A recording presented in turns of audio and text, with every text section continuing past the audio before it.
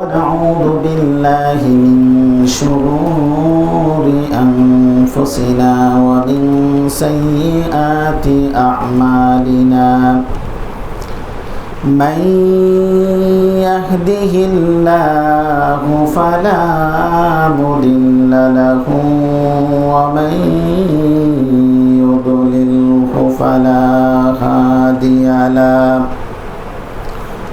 وأشهد أن لا إله إلا الله وحده لا شريك له وأشهد أن محمدًا عبده ورسوله يا أيها الذين آمنوا اتقوا الله حق تقاته ولا تموتن إلا وأنتم مسلمون يا أيها الناس اتقوا ربكم الذي خلقكم من نفس واحدة وخلق منها زوجها وبث منهما رجالا كثيرا ونساء واتقوا الله الذي تساءلون به والأرحام إن الله كان عليكم رقيبا يا أيها الذين آمنوا اتقوا الله وقولوا قولا سديدا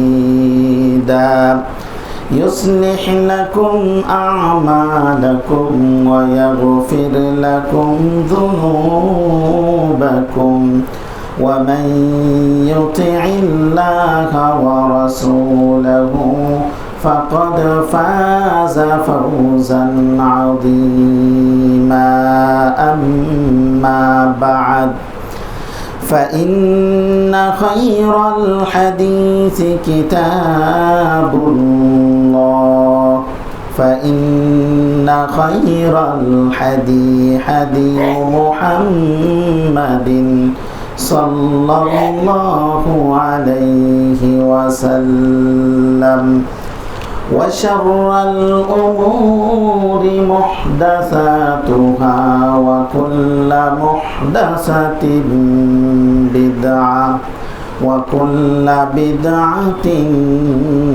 ضلالة وكل ضلالة في النار أعوذ بالله من الشيطان الرجيم بسم الله الرحمن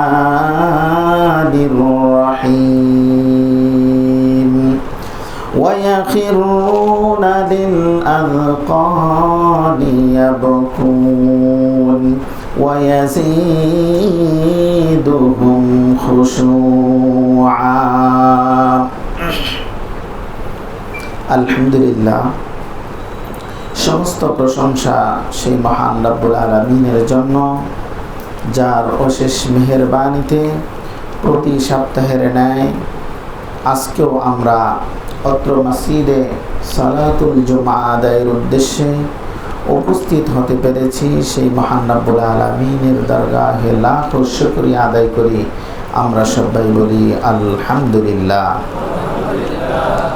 দরুদ ও সালাম বর্ষিত হোক বিশ্ব মানবতার মুক্তির দূত হযরতে আহমদ মুস্তফা মুহাম্মদুর রাসূলুল্লাহ সাল্লাল্লাহু আলাইহি ওয়াসাল্লামের প্রতি।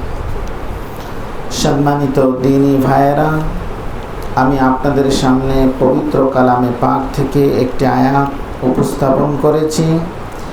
এরই আলোকে আমার সংক্ষিপ্ত খুতবা সমাপ্ত করার চেষ্টা করব ইনশাআল্লাহ।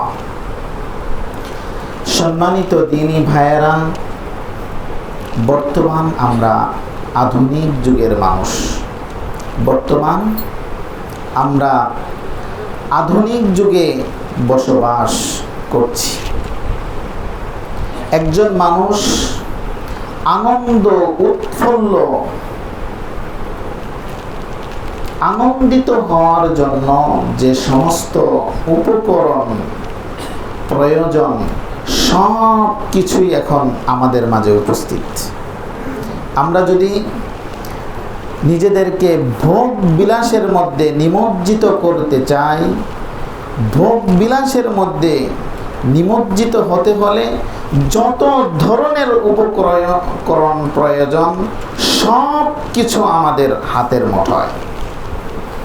আর এই উপকরণগুলো ক্রমান্বয়ে আমাদেরকে ভোগবাদী বানিয়ে দিয়েছে। এই উপকরণগুলো আমাদেরকে পর্যায়ক্রমে ভোগবাদী বানিয়ে দিয়েছে। বিধায় আমরা ভোগ বিলাসে নিজেদেরকে এতটাই নিমজ্জিত করে ফেলেছি যে আমরা আমাদের জীবনের প্রতিটি ক্ষেত্রেই আমরা ভোগ বিলাসিতার সর্বোচ্চ আসনে অধিশন হয়ে গেছি। আর এই ভোগবাদিতা, এই আনন্দ উল্লাস ক্রমান্বয়ে আমাদের ভিতর থেকে আল্লাহ ভীতি এবং আমাদের মাঝে যে মানুষত্ব বোধ ছিল সেটাকে ক্রমান্বয়ে দূরীভূত করে দিয়েছে। এই আনন্দ উল্লাস, এই ভোগবাদিতার কারণে আমাদের ভিতরে আল্লাহ ভীতি ক্রমান্বয়ে নাই বললেই চলে। এই আল্লাহ ভীতি না থাকার কারণে, এই আনন্দ উল্লাসের কারণে দিন দিন আমাদের মধ্য থেকে আল্লাহ ভীতি, আল্লাহর ভয়ে কান্না আমাদের কাছ থেকে বিদায় নিয়ে চলে গেছে। অথচ যদি আমরা কোরআন সুন্নাহ পর্যালোচনা করি তাহলে দেখব আল্লাহর ভয়ে কান্নাকাটি করা আল্লাহর পক্ষ থেকে মুসলিম উম্মার জন্য বিশেষ একটি ইবাদত, এবং যে ইবাদতের মাধ্যমে আমাদের মধ্যে দাসত্ববোধের বহিঃপ্রকাশের সর্বোচ্চ আসনে অধিষ্ঠিত হওয়া সম্ভব, সেই ইবাদতটি হলো আল্লাহর ভয়ে কান্নাকাটি করা। একজন মানুষ তার ভিতর থেকে এই ভোগবাদী, এই আনন্দ উল্লাসের মোহকে চিরবিদায় দেওয়ার জন্য যে আমলগুলো সবচেয়ে বেশি কার্যকর ভূমিকা রাখে তার মধ্যে অন্যতম একটি আমল হলো আল্লাহর ভয়ে কান্নাকাটি করা। বিধায় অত্র খুতবায় আমরা যে বিষয়টি আলোকপাত করার চেষ্টা করব, বিষয়টি হলো আল বুকা মিন খাশিয়াতিল্লাহ, আল্লাহর ভয়ে কান্নাকাটি করা। আল্লাহর ভয়ে কান্নাকাটি করা, আল্লাহর ভয়ে কান্নাকাটি করা, এটা আল্লাহর পক্ষ থেকে কতটুকু গুরুত্বপূর্ণ ইবাদত এবং এর ফজিলতটা দুনিয়া এবং পরলৌকিক জীবনে কতটুকু, কোরআন সুন্নাহ থেকে স্পষ্ট করার চেষ্টা করব ইনশাআল্লাহ।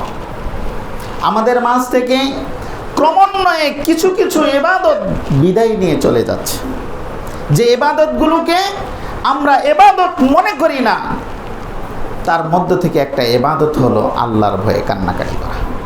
আমরা যদি নিজেদেরকে প্রশ্ন করি কবে, কোন সময়, কখন আল্লাহর ভয়ে 1 মিনিট চোখের পানি ঝরিয়েছি, দেখা যাবে কারো জীবনে একবারও হয়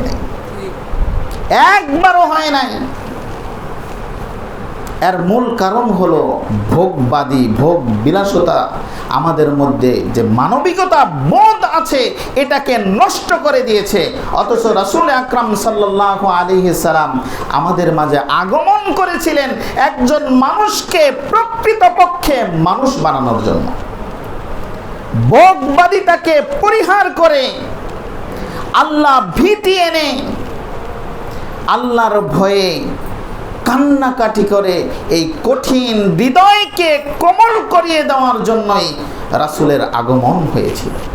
কিন্তু দুঃখজনক হলেও সত্য, আজকে আমরা এই ইবাদতগুলোর মর্যাদাও বুঝি না, বাস্তব জীবনে প্রয়োগও করি না, এটাকে অনেকে ইবাদত মনেই করি না। সম্মানিত দ্বীনী ভাইরা, আল্লাহর ভয়ে কান্নাকাটি করার যে ফজিলতগুলো আছে আমরা প্রথমে কোরআন থেকে উপস্থাপন করার চেষ্টা করব। আল্লাহ রাব্বুল আলামিন কোরআনে পাকের মধ্যে ঘোষণা করেছেন আল্লাহর বান্দাদের মধ্যে এক শ্রেণীর লোক আছে যারা কি করে, ওয়ায়াখিরুনা লিল আযকানি ইয়াবকুন। এক শ্রেণীর লোক আছে যারা আল্লাহর ভয় ভীতি তাদের অন্তরে আনয়ন করে কান্নায় মাটিতে লটে পড়ে। তার জীবনে যত অপরাধ করেছে, অন্যায় করেছে, পিছনের জীবনে যত অপরাধ করেছে সেই অপরাধগুলো স্মরণ করে, কবরের আযাবের কথা স্মরণ করে, জাহান্নামের কথা স্মরণ করে, আল্লাহর পাকড়াওয়ের ভয়াবহতার লক্ষ্য করে, স্মরণ করে সে কান্নায় মাটিতে লটে পড়ে। এটা হলো আল্লাহর এক শ্রেণীর বান্দা। এই লটে পড়া, এই মাটিতে গড়িয়ে যাওয়া আল্লাহ রাব্বুল আলামিন বলেন ইয়াজিদুহুম খুশুআ। এরকম করার কারণে আমি আল্লাহ তাদের ভিতরে আল্লাহ ভীতি, ঈমানি জজবা বহু বহু গুণে বৃদ্ধি করে দিই। তাহলে আল্লাহর ভয়ে কান্নাকাটি করা ঈমান বৃদ্ধি করার কোরআনিক একটা চিকিৎসা।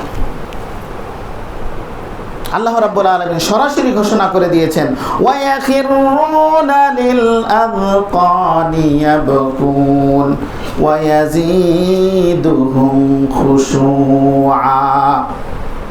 আল্লাহর ভয়ে যদি নিজেকে ভয়ে ভীত সন্ত্রস্ত হয়ে কান্না জড়িত হয়ে আপনার অপরাধগুলোর কথা স্মরণ করে দিয়ে আপনি যদি আল্লাহর ভয় আনয়ন করতে পারেন, আমাদের এই পাষাণ হৃদয়, এই কঠিন শক্ত পাথরের মতো হৃদয় চোখের পানি গলিয়ে দিবে, মোমের মতো গলিয়ে দিবে। কোরআনের দলিল এটা, ওয়ায়াজিদুহুম খুশুআ। আপনার ভিতরে আল্লাহ ভীতি, ঈমানি জজবা। এই আয়াতের ব্যাখ্যায় আমাদের আসাতেজায়ে কেরাম এরকম বলতেন, একজন মানুষের কাজ হলো সে দাসত্ব, আল্লাহর দাস, আল্লাহর কর্মকে সর্বোচ্চ প্রাধান্য দিয়ে সে করবে। এই দাসত্বের সর্বোচ্চ স্থান হলো আল্লাহর ভয়ে চোখ দিয়ে পানি বের হওয়া। আল্লাহর ভয়ে আপনার চোখ দিয়ে পানি বের হয়, এই পানি বের হওয়াটাই প্রমাণ করে আপনার ঈমানি চেতনা মজবুত আছে, আপনার মধ্যে ঈমান আছে, তার একটা শিয়ার। কিন্তু লক্ষ্য করে দেখবেন আমরা কান্না করি না, আমরা কান্না করি অন্য কাজে। কেউ মারা গেলে, কারো ক্ষতি হয়ে গেলে, অন্য কিছু। আল্লাহর পাকড়াও, আল্লাহর ভয়ে আমরা কেউ কখনো কান্নাকাটি করি না। সম্মানিত দ্বীনী ভাইয়েরা, আল্লাহর ভয়ে কান্নাকাটি যারা করবে, রাসূল আকরাম সাল্লাল্লাহু আলাইহি সাল্লাম ওয়াদা দিয়েছেন ওই ব্যক্তির জন্য জাহান্নাম হারাম হয়ে যাবে। ওয়াদা কে দিয়েছেন?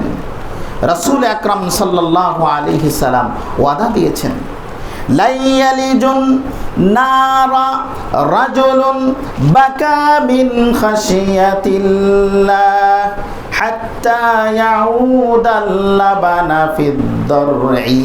আল্লাহর নবী ঘোষণা করেন ওই ব্যক্তি কখনোই জাহান্নামে নিক্ষিপ্ত হবে না যে ব্যক্তি আল্লাহর ভয়ে কান্নাকাটি করে।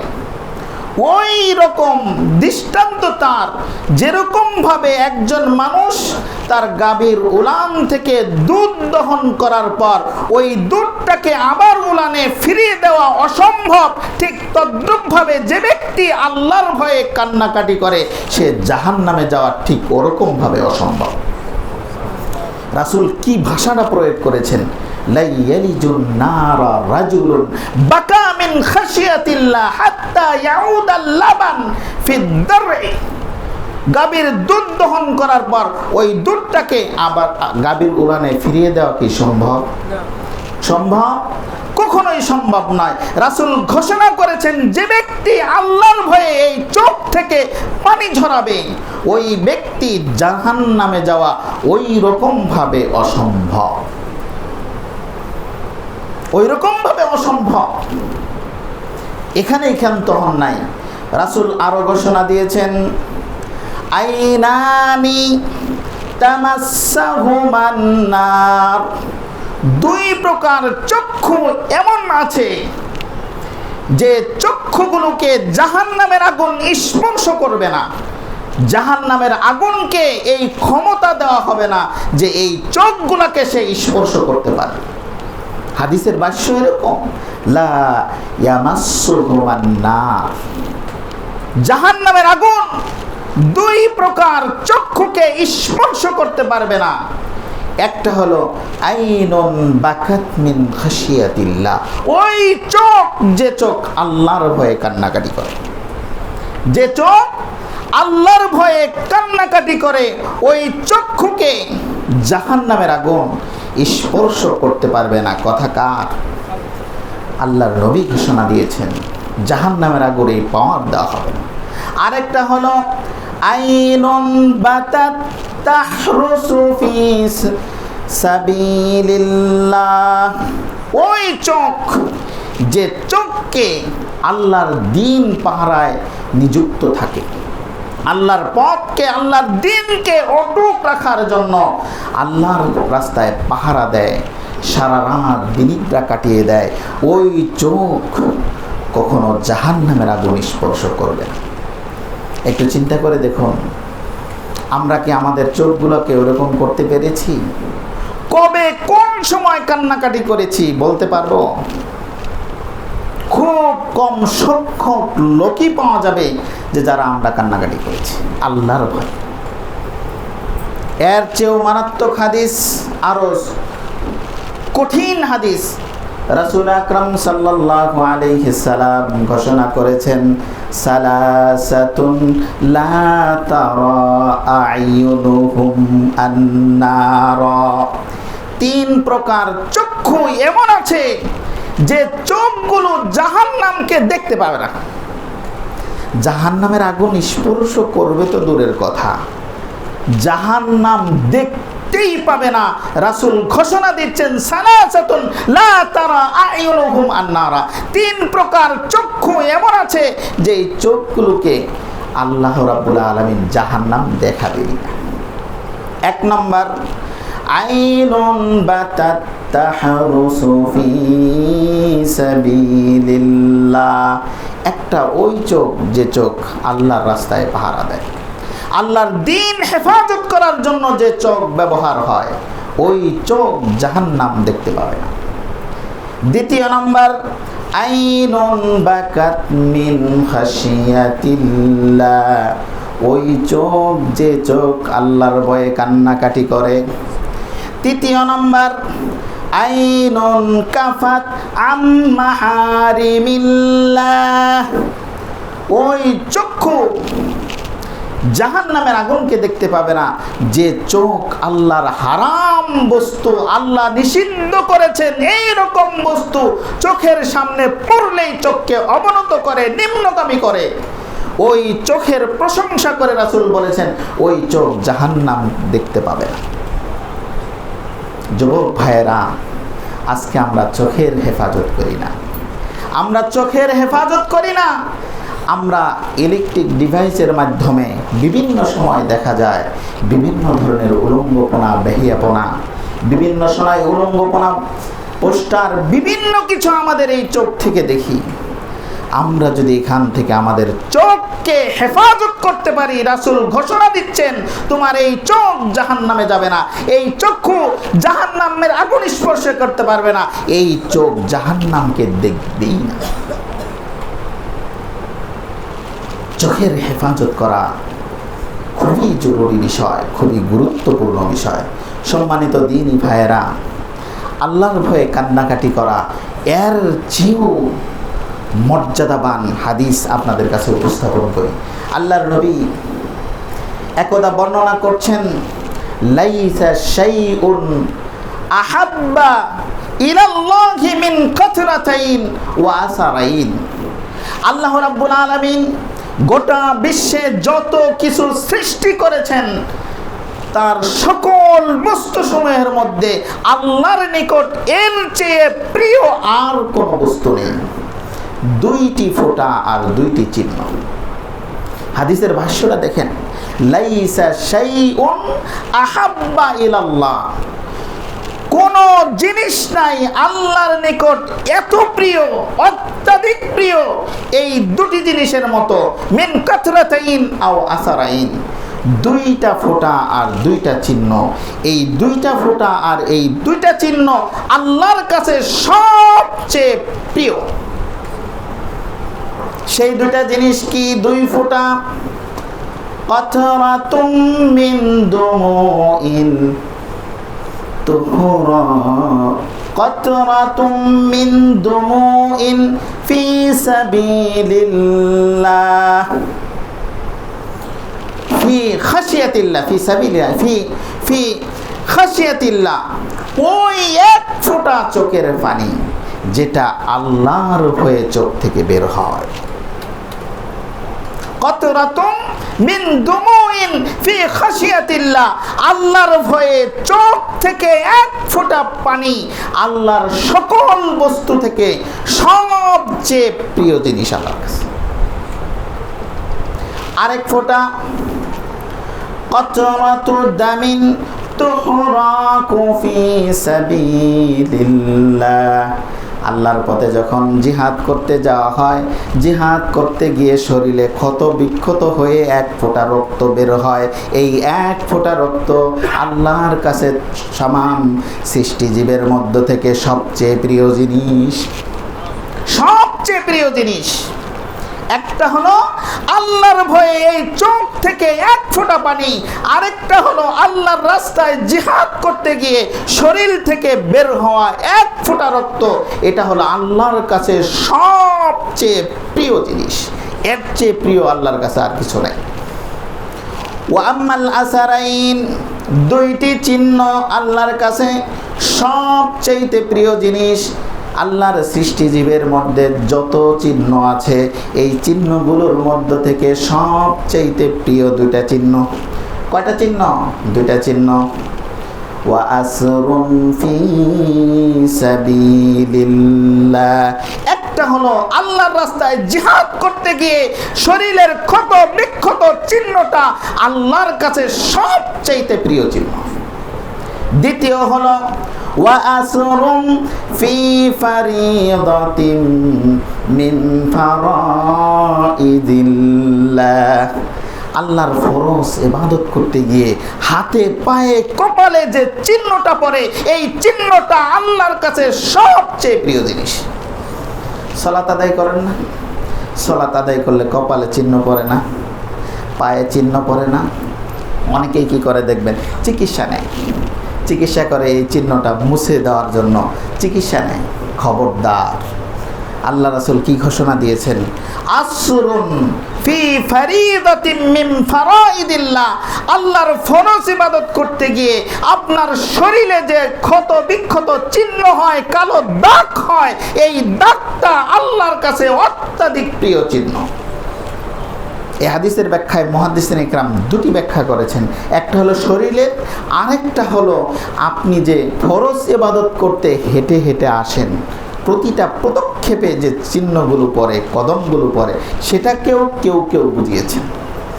কিন্তু অধিকাংশরাই বলেছেন ফরজ ইবাদত করতে গিয়ে আপনার শরীরে যে চিহ্নগুলো পড়ে, এই চিহ্নগুলো আল্লাহর কাছে অত্যাধিক প্রিয় জিনিস, আল্লাহর কাছে খুব প্রিয় জিনিস। সম্মানিত দ্বীনি ভাইয়েরা, আমি আপনাদের কাছে এই হাদিস থেকে বোঝাতে চেয়েছিলাম, আপনি যদি আল্লাহর প্রিয় বান্দা হতে চান, সবচাইতে নিকটস্থ বান্দা হতে চান, চোখের পানির কোনো বিকল্প নেই।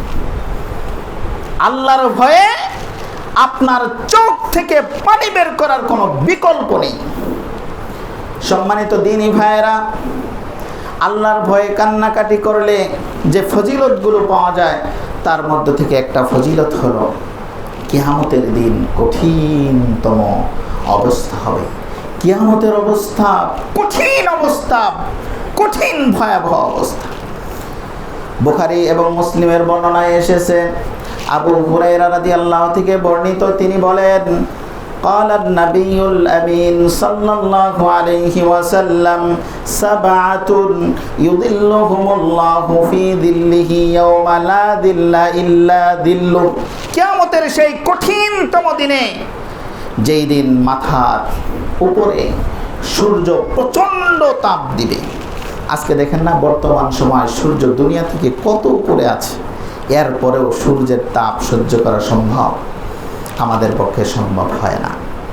কঠিন অবস্থা বর্তমানে, অথচ সূর্য কত মাইল, কত লক্ষ কোটি মাইল উপরে আছে। কিয়ামতের মাঠে আপনার মাথার অর্ধ মাইল, 1 মাইল এরকম উচ্চতায় থাকবে এই সূর্যে। এই সূর্যের তাপ সেদিন সহ্য করা কঠিন হয়ে যাবে। আল্লাহ রাসূল ঘোষণা করেছেন, সেই কঠিনতম দিনে আল্লাহ রাব্বুল আলামিন 7 প্রকার মানুষকে আল্লাহর আরশের নিচে স্পেশাল জায়গা দান করবে। কয় শ্রেণীর ব্যক্তিকে?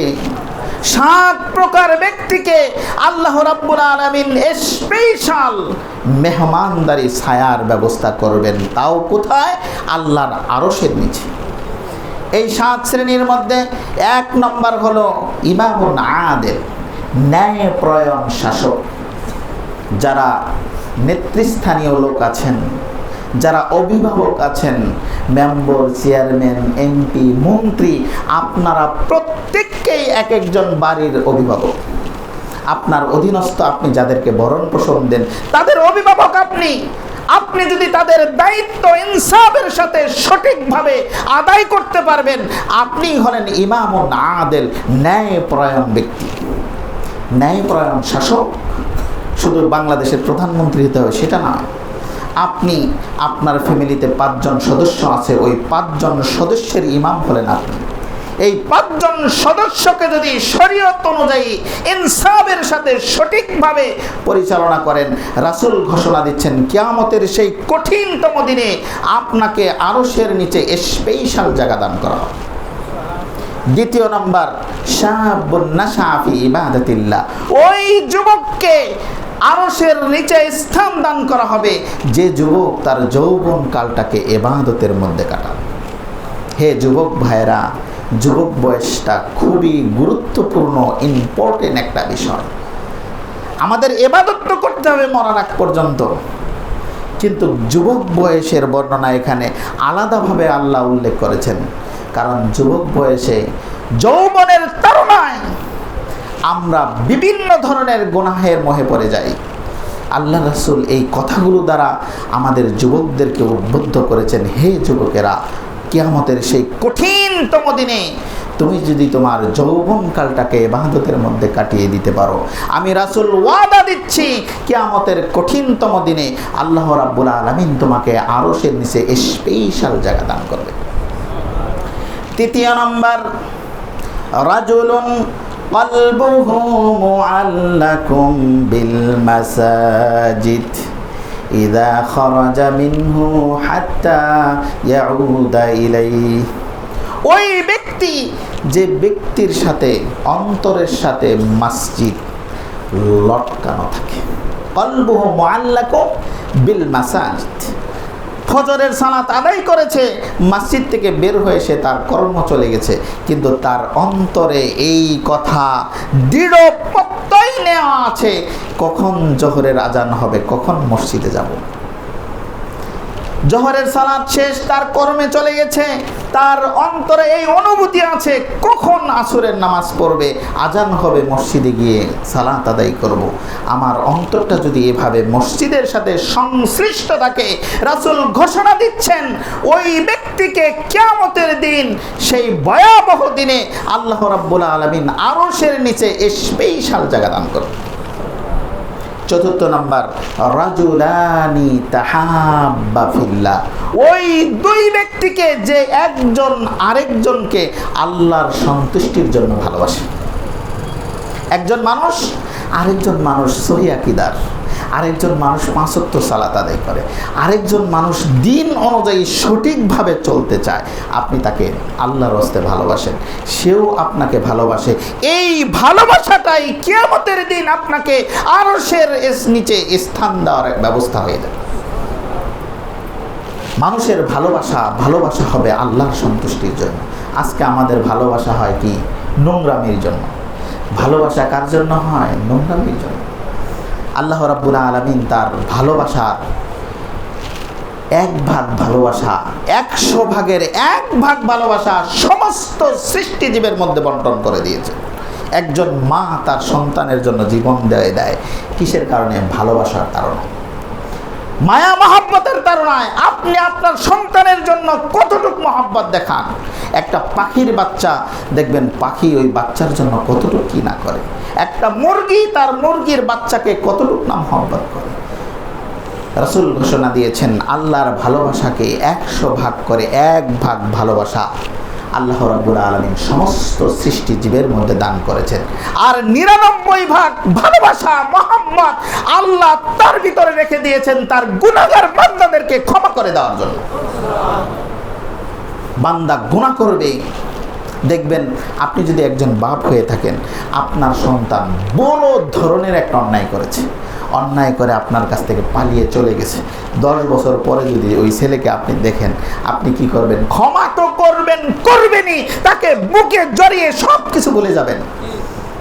একজন বাপ, আল্লাহ তো এর চেয়ে 100 গুণ ভালোবাসা রেখে দিয়েছেন তার মধ্যে, তার গুনাহগার বান্দাদেরকে ক্ষমা করে দিতে। কোরআনে আল্লাহ রাব্বুল আলামিন এই জন্যই তো বলেছেন, কুল ইয়া ইবাদিয়াল্লাযীনা আসরাফু, হে নবী আপনি আমার গুনাহগার বান্দাদেরকে বলে দেন, যারা নিজেদের উপর নিজেরা জুলুম করেছে, অন্যায় করেছে, যারা গুনাহ করে গুনাহের পাহাড় পরিমাণ গুনাহ করে ফেলেছে, তাদেরকে ঘোষণা দিয়ে দেন, লা তাকনাতু মির রাহমাতিল্লাহ, তারা যেন আল্লাহর রহমত থেকে নিরাশ না হয়। ইন্নাল্লাহা ইয়াগফিরুয যুনুবা জামিআ, আল্লাহ তো এমন সত্তা যিনি পারেন জীবনের সব গুনাহ মাফ করে দিতে। আল্লাহ তো এমন সত্তা যিনি সব গুনাহ মাফ করে দিতে পারেন।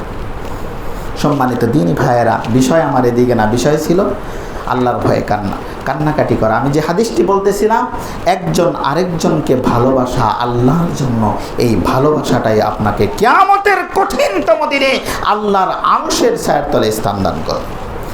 5 নাম্বার, বিশেষ করে যুবক ভাইয়েরা খুবই মনোযোগ দিয়ে শোনা দরকার। রাজুলুন দাআতুহু ইমরাআতুন যাতু হাসাবিন ওয়া জামালিন, ওই ব্যক্তিকে কিয়ামতের দিন, সেই কঠিনতম দিনে আল্লাহর আরশের নিচে স্থান দান করা হবে, যে ব্যক্তিকে একজন সুদর্শনা সুন্দর সম্ভ্রান্ত ফ্যামিলির মেয়ে খারাপ কাজের জন্য আহ্বান করলো, আর ওই যুবক যদি বলে দিতে পারে, ফাকালা ইন্নী আখাফুল্লাহ, হে যুবতী আমি আমার রবকে ভয় করি, তোমাকে তোয়াক্কা করি না, এই কথা যদি বলতে পারে, আল্লাহর নবী ঘোষণা দিয়েছেন ওই যুবককে, ওই ব্যক্তিকে কিয়ামতের কঠিনতম দিনে আল্লাহর আরশের ছায়ার তলে স্থান দান করা হবে। সম্মানিত ভাইরা, 6তম ব্যক্তি হলো রাজুলুন তাসাদ্দাকা বিসাদাকাতিন ফাআখফাহা হাত্তা লা তা'লামা শিমালু মা ইউনফিক ইয়ামিনু। ওই ব্যক্তিকে কিয়ামতের কঠিনতম দিনে আল্লাহর আরশের নিচে স্থান দান করা হবে যে ব্যক্তি ডান হাতে দান করে বাম হাত জানে না, মানে গোপন দান। গোপন দান ইবাদতের জগতে অধিক কার্যকারী একটা ইবাদত, সেটা হলো দান সাদাকা। এর পাওয়ার এতটাই যে আপনার মৃত্যু যন্ত্রণা থেকে মুক্তি দিতে পারে। এই দান সাদাকার পাওয়ার এতটাই যে আপনার কবরের আযাবকে মুক্তি দিতে পারে। সেই হাসরের ময়দানে কঠিনতম দিনে আপনার গোপন দান আরশের নিচে স্থান করে দেওয়ার জন্য যথেষ্ট। প্রকাশ্য দান করলেও খালি হবে না। আল্লাহ রাসূল বলেছেন, as-সাদাকাতু, প্রত্যেক সাদাকাকারী যারা প্রকাশ্যে দান করে তারাও হাসরের দিন তার এই সাদাকাটা তার মাথার উপর ছায়া দান করবে। দানের এত পাওয়ার। সম্মানিত দ্বীনি ভাইয়েরা, আপনাদের এখানে মসজিদ নির্মাণ হচ্ছে, সহিহ আকীদার মসজিদ। এই মসজিদগুলোতে আপনি দান করে শরীক হয়ে থাকা, এটা একটা বড় সৌভাগ্যের ব্যাপার। এমন একটা সময় আসবে, মনে রাখবেন, সবার দান কিন্তু আল্লাহ কবুল করে না। সবার দান কি করে না? কবুল করে না। অনেক মানুষকেই আল্লাহ অর্থ দিয়েছেন, কিন্তু সবার অর্থ কিন্তু মসজিদে লাগে না, লাগবেও না। একমাত্র আল্লাহ যাকে পছন্দ করেন, মাই ইউরিদুল্লাহু বিহি খায়রান ইউফাক্কিহু ফিদ্দিন। এই হাদিসের ব্যাখ্যায় যদি আসেন তাহলে এই কথা স্পষ্ট হয়ে যাবে, যখনই আল্লাহ আপনাকে পছন্দ করেন, আল্লাহর সুদৃষ্টি আপনার প্রতি পড়ে, তখনই আল্লাহ আপনার দ্বারা ভালো কাজ করিয়ে থাকেন। তখনই আপনার দ্বারা এই সহিহ আকীদার মসজিদগুলোর মধ্যে দান করিয়ে থাকবেন। এজন্য আপনাদের প্রতি উদাত্ত আহ্বান থাকবে, এই মসজিদগুলো দান করে শরীক থাকা এটা বড় সৌভাগ্যের ব্যাপার। এটা সবার পক্ষে সম্ভব নয়। এজন্য আপনাদের কাছে উদাত্ত আহ্বান থাকে, মসজিদ আপনাদের, আমরা বাহিরের অপেক্ষায় থাকব না। আমাদের মসজিদ, আমাদের অর্থায়নে আমরাই সর্বোচ্চ চেষ্টা করব। এটাই একজন মুসলিমের শেয়ার হওয়া দরকার। আমরা কেন অপরের অপেক্ষায় থাকি? বাহির থেকে আসলে আলহামদুলিল্লাহ, কিন্তু উচিত আমাদের একজন বাড়ি আপনি থাকবেন, ঘর বাড়ি তৈরি করার জন্য। আপনার ঘর যদি সমস্যা থাকে, আপনি কতটুকু গুরুত্ব দেন? ঘরের চেয়েও বেশি গুরুত্ব দেওয়া দরকার কি মসজিদে। কারণ রাসূল বলেছেন, মান বানা লিল্লাহি মাসজিদান বানাল্লাহু বাইতান ফিল জান্নাহ। যে ব্যক্তি তার হালাল টাকা দ্বারা একটা মসজিদ নির্মাণ করবে, আল্লাহ রাব্বুল আলামিন জান্নাতে তার জন্য একটা প্রাসাদ নির্মাণ করবেন। আপনি জান্নাতের এই চারটি কথা মনে করেছেন? পুরো বিশ্ব এক পাল্লায় রাখলে জান্নাতের এক টুকরো, একটা ইটের সমপরিমাণ হবে না। সেই জান্নাতে আপনার জন্য একটা ঘর বরাদ্দ করছেন। অপর হাদিসে রাসূল বলেছেন, যে ব্যক্তি হালাল ইনকাম থেকে মসজিদে একটা কাতাত পাখি সমপরিমাণ ক্ষুদ্র দান করবে, একটা ইট আপনার যোগ্যতা অনুযায়ী একটা ইটও দান করবেন, আল্লাহ রাব্বুল আলামিন রাসূল ঘোষণা দিয়েছে, বানাল্লাহু বাইতান ফিল জান্নাত, তার জন্য জান্নাতে একটা প্রাসাদ নির্মাণ করা হবে। সম্মানিত দ্বীনি ভাইয়েরা, দান বড় ছোট বিষয় নয়, বিষয় হলো আপনার অন্তরের বিষয়। আবু বকর রাদিয়াল্লাহু দান করেছিলেন, দান করতে করতে তার সব দান শেষ, ক্ষুদ্র দান ছিল, দান করলেন। হযরত ওমর ফারুক রাদিয়াল্লাহু তাআলা আনহু তার সমুদয় সম্পদের অর্ধেক দান করলেন। উসমান রাদিয়াল্লাহু তার সম্পদের 3 ভাগের 1 ভাগ দান করলেন। দানগুলো একত্রিত করে দেখা গেল মসজিদ ভরে পূর্ণ হয়ে গেছে, বারান্দা পর্যন্ত দান রাখতে, এত পরিমাণ দান। ওমর ফারুক আর উসমান রাদিয়াল্লাহু দান এত ব্যাপক দান ছিলেন। ফজিলত দেওয়ার বেলায় আল্লাহ কাকে সর্বোচ্চটা দিলেন? কেন দিলেন?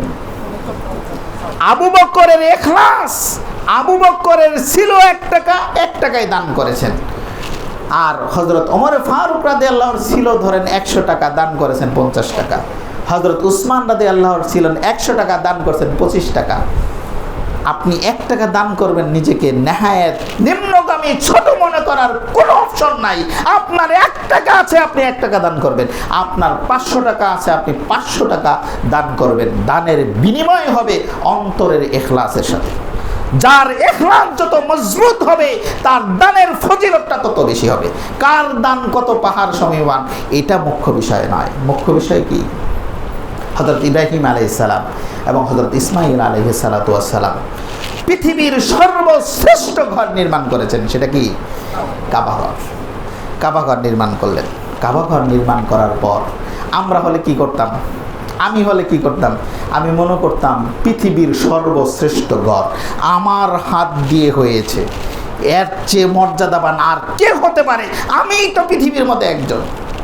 কিন্তু হযরত ইব্রাহিম আলাইহিস সালাম এটা করেন নাই। কাবা ঘর তৈরি করা শেষ হয়ে গেল।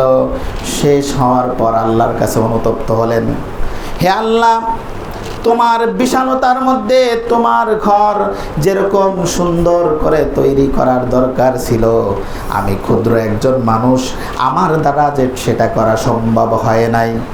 রব্বানা তাকাব্বাল মিন্না ইন্নাকা আনতাস সামিউল আলিম। আমার এই দুর্বলতা সত্ত্বেও আমি যতটুকু করেছি, আল্লাহ আমার পক্ষ থেকে সেটা কবুল করো। চিন্তা করেছেন?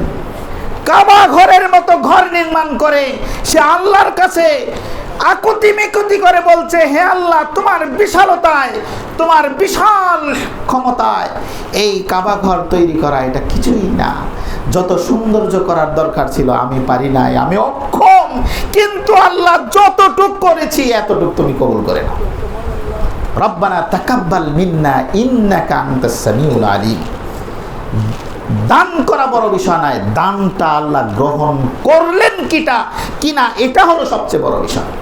আপনি সালাত পড়তেছেন এটা বড় বিষয় নয়, আপনার সালাতটা আল্লাহ গ্রহণ করছে কিনা এটা মূল বিষয়। কিন্তু আমরা এদিকে খেয়াল করি না। ইখলাস আনায়ন করতে হবে। আমি বলতেছিলাম এই হাদিসে 7 নম্বর ব্যক্তি, রাজুলুন যাকারাল্লাহু খালিয়ান ফাফাজাত আইনাহু। কিয়ামতের সেই কঠিনতম দিনে আল্লাহ আরশের নিচে ওই ব্যক্তিকে স্থান দান করবেন যে ব্যক্তি রাজুলুন যাকারাল্লাহ খালিয়ান, যে ব্যক্তি নির্জনে একাকিত্বে, যেখানে কেউ নাই, জনশূন্য স্থানে একত্রিত হয়ে একাকিত্বে আল্লাহর কথা স্মরণ করে। ফাফাজাত আইনাহু, আল্লাহর কথা স্মরণ করে চোখের পানি জড়ায়। রাসূল ঘোষণা দিচ্ছেন কিয়ামতের সেই কঠিনতম দিনে আরশের নিচে ওই ব্যক্তিকে স্পেশাল জায়গা দান করা হবে। আপনি যদি আল্লাহর ভয়ে নির্জনে একাকিত্বে এই চোখের পানি ঝরাতে পারেন, আল্লাহর রাসূল ঘোষণা দিচ্ছেন কিয়ামতের সেই কঠিনতম দিনে আপনাকে আরশের নিচে স্পেশাল জায়গা দান করা হবে। স্পেশাল জায়গা দান করা হবে। সম্মানিত দ্বীনি ভাইয়েরা, কান্না করা আল্লাহর ভয়ে এটা কাদের স্বভাব? আমরা সূরা ফাতিহার মধ্যে বলি না, ইহদিনাস সিরাতাল মুস্তাকিম। হে আল্লাহ, আমাদেরকে সরল সঠিক পথ দেখাও। সরল সঠিক পথ মানে সিরাতাল্লাযীনা আন'আমতা আলাইহিম, ওই সমস্ত ব্যক্তিদের পথ যাদেরকে তুমি এই দুনিয়াতেই নিয়ামত দান করেছো, যাদের প্রতি তুমি খুশি হয়ে এই দুনিয়াতেই নিয়ামত দান করেছো, ওই ব্যক্তিরা যে পথে চলে আমাকে সেই পথে চালাও। এটা সূরা ফাতিহায় প্রত্যেকটা ওয়াক্তে আমি আর আপনি দোয়া করি। ওই ব্যক্তিরা কারা? কোরআনে 2টি আয়াত পাবেন এর ব্যাখ্যায়। একটা আয়াত হলো এরকম, আল্লাহ রাব্বুল আলামিন বলেন, উলাইকাল্লাযীনা আন'আমাল্লাহু আলাইহিম মিনান নাবিয়্যিনা মিন যুররিয়্যাতি আদম ওয়া মিম্মান হামালনা মা'a নূহ ওয়া মিন যুররিয়্যাতি ইব্রাহিম ওয়া ইসরাঈল ওয়া মিম্মান হাদাইনা ওয়াজতাবাইনা। আল্লাহ রাব্বুল আলামিন মুনঈম আলাই, এই দুনিয়াতে যারা নিয়ামত পেয়েছে 4 শ্রেণীর কথা এখানে উল্লেখ করেছেন। 1 নম্বরে হলো আদম সন্তানের মধ্য থেকে যারা নবী হয়েছে তাদেরকে আল্লাহ রাব্বুল আলামিন এই দুনিয়াতেই নিয়ামত দান করেছেন। 2 নম্বর হলো ওয়া মিম্মান হামালনা মা'a নূহ। নূহ আলাইহিস সালামের যুগে নূহ আলাইহিস সালামের যুগে আমরা জানি প্লাবন হয়েছিল, বন্যা হয়েছিল না? ওই বন্যার সময় ওই নৌকায় যাদেরকে আরোহণ করিয়েছিলেন আল্লাহ রাব্বুল আলামিন, ওদেরকে আল্লাহ এই দুনিয়াতে স্পেশাল নিয়ামত দান করেছেন। তৃতীয় নম্বর, ওয়া মিন যুররিয়াতি ইব্রাহিম ওয়া ইসরাঈল। আরেকটা হলো ইব্রাহিম আলাইহিস সালাম এবং বনি ইসরাইলের বংশ থেকে বিশেষ বিশেষ কিছু ব্যক্তিকে আল্লাহ এই দুনিয়াতেই নিয়ামত দান করেছেন। চতুর্থ নম্বর, কিয়ামত পর্যন্ত ওয়া মিম্মান হাদাইনা ওয়াজতাবাইনা, আল্লাহ ঘোষণা করেছেন কিয়ামত পর্যন্ত যাদেরকে সঠিক হেদায়েত দান করা হয়েছে, আল্লাহর দ্বীনি কাজের জন্য আল্লাহ যাদেরকে নির্বাচিত করেছেন, তারাই হলেন আল্লাহর পক্ষ থেকে নিয়ামত প্রাপ্ত ব্যক্তি। চতুর্থ নম্বর কারা? যারা সঠিক হেদায়েত যাদেরকে আল্লাহ দিয়েছেন, সঠিক দ্বীনের বুঝ দান করেছেন এবং যাদেরকে আল্লাহ এই দ্বীনি কাজের সাথে সম্পৃক্ততা রেখেছেন, তারাই হলো আল্লাহর পক্ষ থেকে নিয়ামত প্রাপ্ত ব্যক্তি। এই চার শ্রেণীর ব্যক্তিদের একটা বৈশিষ্ট্য আল্লাহ রাব্বুল আলামিন কোরআনে বর্ণনা করেছেন। ইদা তুতলা আলাইহিম আয়াতুর রহমান, আল্লাহর পক্ষ থেকে যারা নিয়ামত প্রাপ্ত হয়েছে তাদের একটা বৈশিষ্ট্য আল্লাহ এখানে বর্ণনা করেছেন। ইদা তুতলা আলাইহিম, যখন তাদের সামনে, তাদের নিকটে আল্লাহর নিদর্শনের কথা আলোচনা করা হয়, আল্লাহর কোরআনের আয়াতের আলোচনা করা হয়, খাররু সুজ্জাদাও ওয়া বুকিয়া, তখন তারা তাদের চোখের পানি, কান্নাকে ধরে রাখতে পারে না। কোরআনের আয়াত শুনে, আল্লাহর নিদর্শনের কথা শুনে তারা কান্নায় মাটিতে লুটে পড়ে, সিজদায় অবনত হয়ে যায়। এটা কোন ব্যক্তিদের আলামত?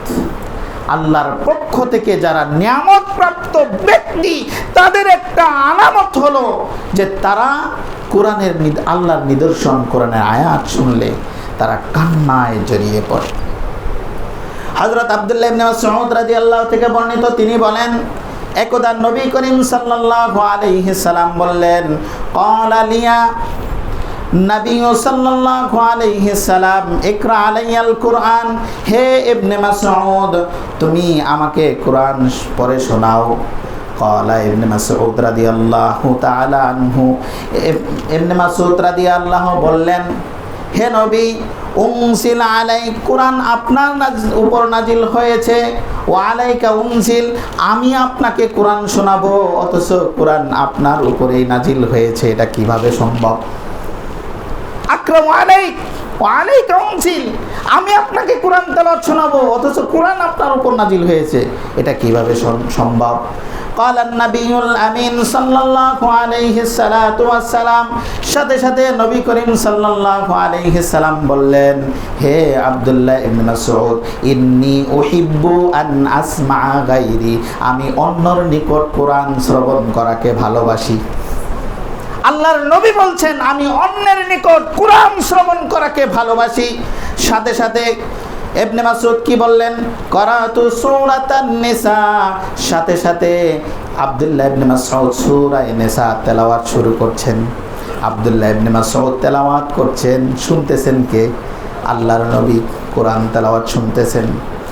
আব্দুল্লাহ ইবনে মাসউদ বলেন, হাত্তা জিতু হাদিহিল আয়া, আমি সূরা নিসা তেলাওয়াত করতে করতে যখন এই আয়াত পর্যন্ত আসলাম, ফাকাইফা ইযা জিইনা মিন কুল্লি উম্মাতি বিশাহিদ ওয়া জিইনা বিকা আলা হাউলাই শাহীদা।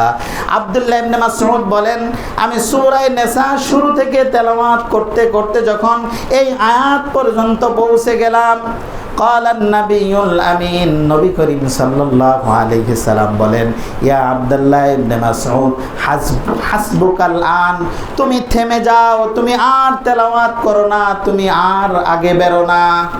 ফালতাফাতু ইলাইহি, আব্দুল্লাহ ইবনে মাসউদ বলেন রাসূল এই কথা বলার পর আমি থেমে গেলাম এবং আব্দুল্লাহ ইবনে মাসউদ রাসূলের দিকে তাকালেন, দেখেন আইনানি তাযরিফান, দেখেন রাসূলের চোখ দিয়ে এই আয়াত শোনার পর দরদর করে পানি ঝরছে,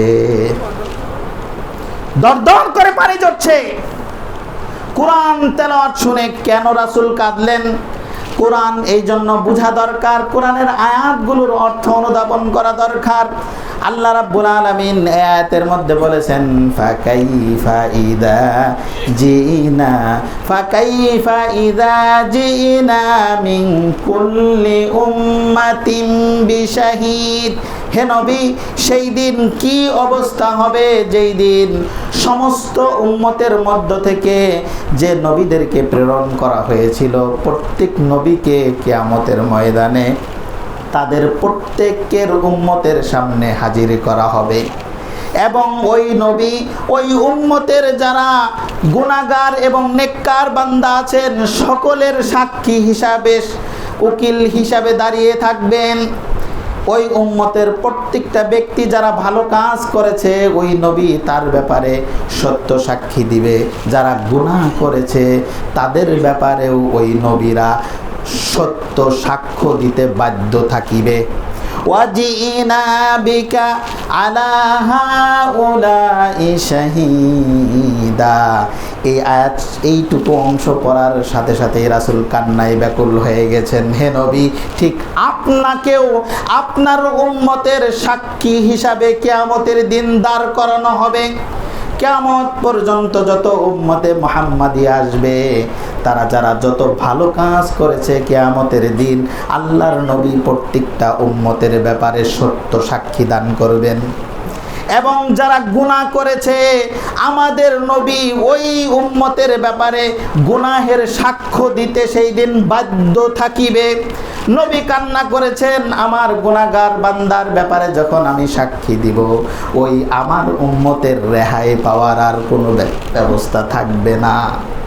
এই কথা ভেবে আজ থেকে 1400 বছর আগে আমার নবী কান্নাকাটি করেছেন। কেন?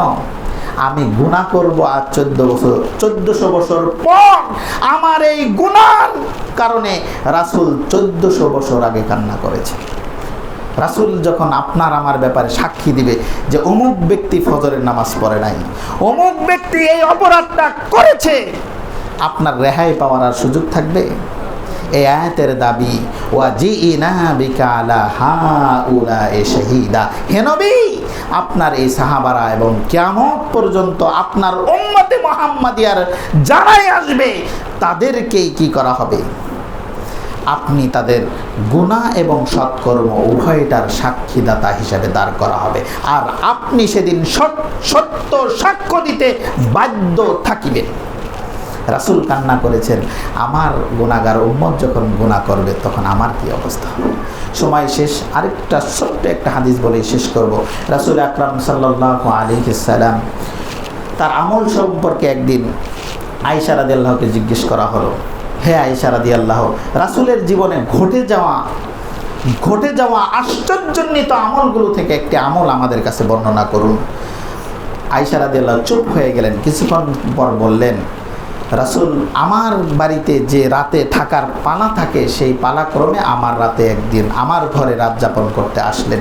এসেই বললেন, ইয়া আয়েশা জারিনি আতাআব্বাদুল লাইল লিরাব্বি, হে আয়েশা, আজকের রাতটা আমাকে একটু ছুটি দাও, রুখসাত দাও, আমি আমার রবের ইবাদত করে কাটিয়ে দিব। উম্মাতুল মুমিনিন হযরত আয়েশা বললেন, আল্লাহর কসম হে নবী, আপনাকে আমি ভালোবাসি, আপনি যা ইচ্ছা পোষণ করেন সেটাকেও আমি ভালোবাসি। রাসূল অনুমতি পেয়ে গেলেন, অনুমতি পেয়ে ওযু করলেন, নামাজে দাঁড়িয়ে গেলেন। দীর্ঘক্ষণ নামাজে দাঁড়িয়ে এমনভাবে কান্নাকাটি করলেন, উম্মাতুল মুমিনিন হযরত আয়েশা বলেন, রাসূলের কান্নায় রাসূলের পুরো মুখ ভিজে গেল। তিনি সেজদায় গেলেন, রুকুতে গেলেন, সেখানে এত পরিমাণ কাঁদলেন, তার কান্নায় তার বক্ষ ভিজে গেল। এরপরে তিনি আরও কান্না করলেন। এমন ব্যাপক ভারে কান্না করলেন, আয়েশা রাদিয়াল্লাহু বর্ণনা করেন, হাত্তা বালিল আরদা, যেখানে তিনি সেজদা দিয়েছেন চোখের পানিতে সেজদার জায়গা ভিজে সিক্ত হয়ে গেছে, এত কান্না করেছেন। সারা রাত ইবাদত করছেন আর এভাবে কান্না করতে করতে ফজরের ওয়াক্ত হয়ে গেছে। বেলাল রাদিয়াল্লাহু ফজরের আজান দেওয়ার জন্য আসলেন, এসে দেখেন রাসূল এভাবে কান্না করছেন। রাসূলের কান্না দেখে বেলাল বললেন, ইয়া রাসূলাল্লাহ তাবকি কাদ গাফারাল্লাহু মা তাকাদ্দামা মিন দামবিক ওয়া মা তাআখার। হে নবী, আপনি কান্না করছেন অথচ আপনার পূর্বেকার পরেকার সব গুনাহ তো আল্লাহ মাফ করে দিয়েছে। রাসূল আকরাম সাল্লাল্লাহু আলাইহি সাল্লাম বেলাল রাদিয়াল্লাহুকে বললেন, হে বেলাল, আফালা আকুনু আবদান শাকুরা। হে বেলাল, আমি কি আল্লাহর কৃতজ্ঞপরায়ণ বান্দাদের অন্তর্ভুক্ত হব না? চিন্তা করেন, রাসূলের অবস্থা যদি এরকম হয়, আমাদের গুনাহ, আমরা কত গুনাহ করেছি, আমাদের কান্না কতটুকু পরিমাণ করা দরকার। আপনাদের কাছে উদাত্ত আহ্বান থাকবে, এই মেসেজটা দিতে চাই, কমপক্ষে 24 ঘন্টার মধ্যে 1 মিনিট হলেও নির্জনে যান, আল্লাহর ভয়ে একটু কান্নাকাটি করুন।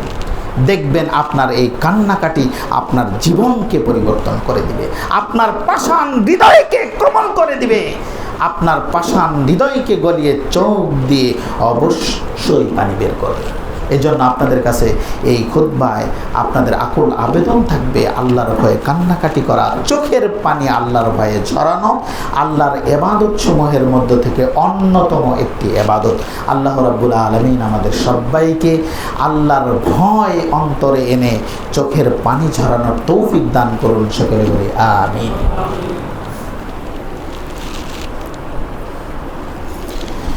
نحمده ونصلي على رسوله الكريم أما بعد أعوذ بالله من الشيطان الرجيم